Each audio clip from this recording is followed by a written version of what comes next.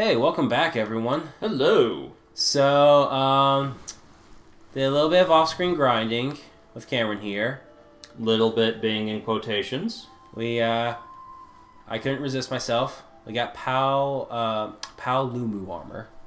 We did. It is fluffy and white, and looks like we're going on a winter expedition. Exactly. But it's the other thing you made from the Paolumu that has caused some intriguing reactions. Yes, so, I was looking at the weapons to see if there's anything I can upgrade, and I did, on some of the weapons I already have, but, didn't realize this, but, there's a Pal Lumu switch axe. And you made it. And I made it.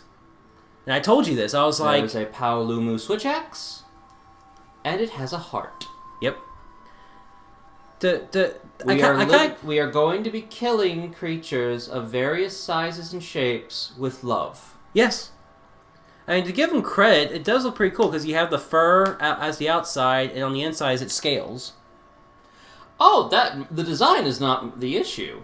It's just that there's a heart on there. It's that it's in the shape of a heart. Yeah. Now, if they had just had it as the fur and the scales be the inline up the blade, I'd have absolutely no problem. Yeah. Now, the fact that it's in the shape of a heart is a little patronizing. Mm-hmm. Because we're supposed to be a badass. We're supposed to be hunting through the wastelands. We're supposed to be treading into new territory, going where no man has gone before, fighting the evils and monsters of the world that others can only dream about and imagine in their horrid nightmares. And we're doing it with a heart on our weapon like a Hello Kitty keychain attached to a bazooka. Maybe our hunter really likes Hello Kitty. I'm just saying it's not that... I feel like the overall point's been missed. I'm just saying there was a guy in a speech class my freshman year who, we're talking a guy around my age at the time, who did a full speech on the My Little Ponies. Okay? Again, I feel the point has been missed. Yeah. We talked about this a few episodes. It's okay for adults to like those kinds of things. Yeah. But... yes, I feel a certain amount of, yes, it's very breathtaking. Oh, look, something's trying to kill us. Raffinos. Nope, not yet. It's just the small little wyverns. It's a cutscene, meaning something is about to try to kill us. Yes. They look so free. So That's because they are. what's the bottom of the veil like? For now. Mm-hmm. I could not say. Though we have See, I went down But you're going to try. See, I went down to the bottom before, but I was completely baked, so I don't remember anything. We know Zora Magdaros is heading there. But why? That's where his girlfriend is. And delicious mysteries. Honestly, Pete, how is this not even a theory you guys have concocted yet? Seriously, they have given, like, no theories or hypotheses on why there is a migration. They just know that they need to find out why there's a migration. We have heard no theories as to why. But we know. Oh, we know. I mean, they could say, like, it's trying to find a rare food. It actually has to migrate every 10 years to avoid depleting its food resources at the areas that it's at previously. We get none of that. And we certainly don't get the most obvious of facts. It's mating season! It's Zora Magnaros mating season. He is getting busy! And there's my favorite monster in this entire game. See, For now. yeah, it is my favorite monster in the whole game. The Legiana. It's like, I really like the whole gimmick of the Pal Lumu. I like the the Radobon in the Rotten Vale. But this Legiana is beautiful, and it's my favorite. You were saying, Cameron?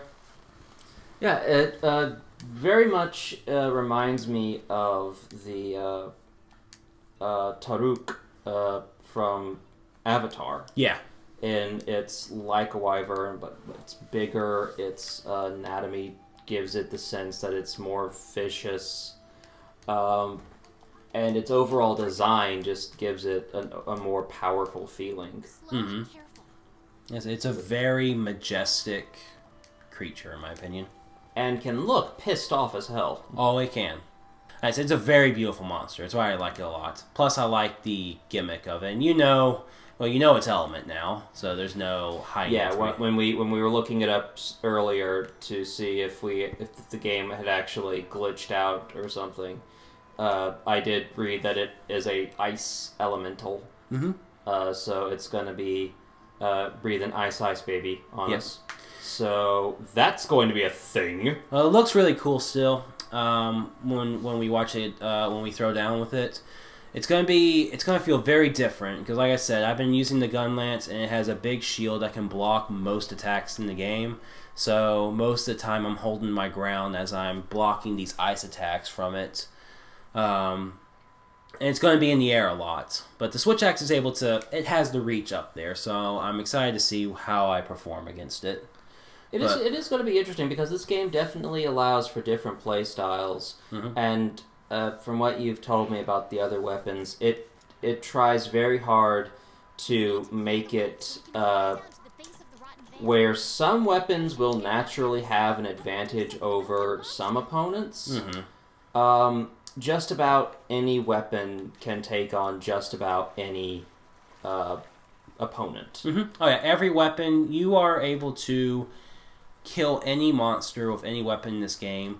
Some are just easier to kill certain monsters than others. Yeah, and you told me that some are easier to control than others. As in, like, the actual controller in your hand. Yeah. So like, I haven't tried it out yet, but one example that I saw a long time ago was if you are... I'm a gun lance user, but I know some people who... like people who I watch play Monster Hunter Online who really, really like the regular lance, which it's a phenomenal weapon too. I'd probably be using the crap out of that, but the gun lance came... I got to that one first. So there were certain monsters that were having a really hard time playing against. No, actually, sorry, this is reverse order. I'm sorry. There are people who main the sword and shield. Yes. They were having difficulty with certain monsters, but they realized that the lance complemented the monsters it had weaknesses to.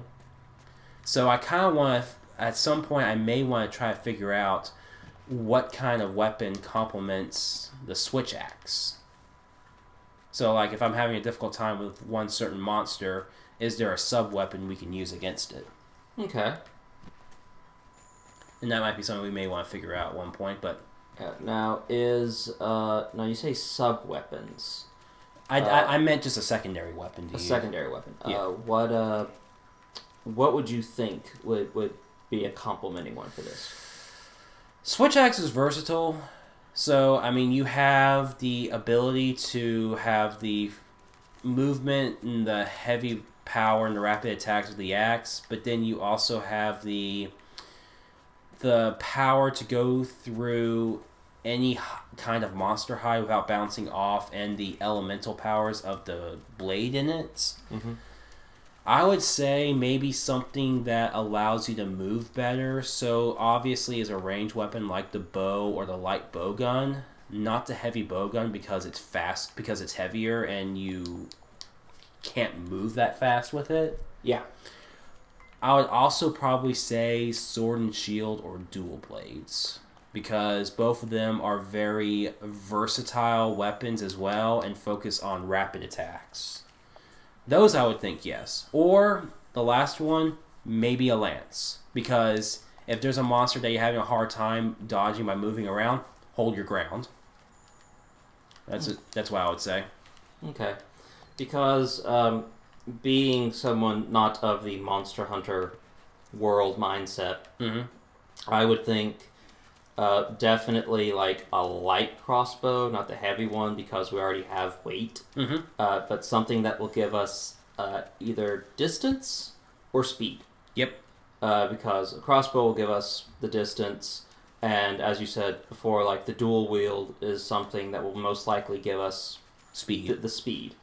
and thus we have two, at least in my opinion, extremes of the spectrum of the heavy and powerful, light and fast. Mm-hmm.